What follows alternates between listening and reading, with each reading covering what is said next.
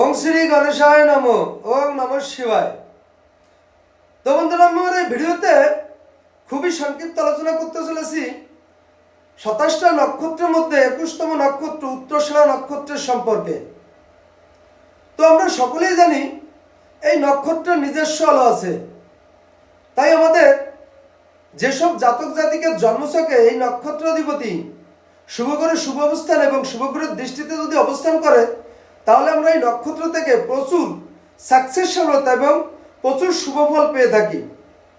কিন্তু কোনো ব্যক্তির জন্মছকে এই নক্ষত্রাধিপতি যদি অশুভ গ্রহে অশুভ অবস্থানে এবং অশুভ গ্রহের দৃষ্টিতে অবস্থান করে, তাহলে সেই ব্যক্তি এই নক্ষত্র থেকে নানা রকম অশুভ ফল পেয়ে থাকে এবং লাইফে প্রচুর অসাকসেস অসফলতা দিয়ে থাকে।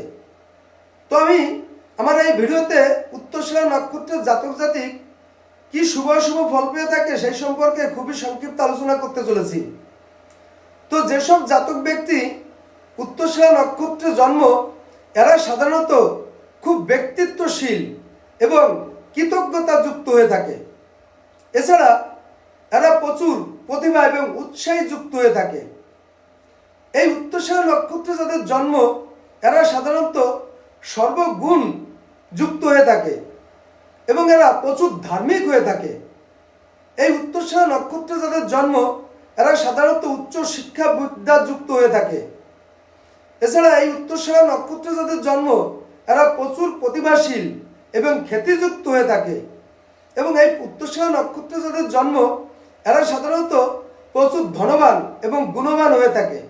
তো বন্ধুরা, এই ছিল উত্তরসেরা নক্ষত্রের সম্পর্কে সংক্ষিপ্ত আলোচনা। নমস্কার।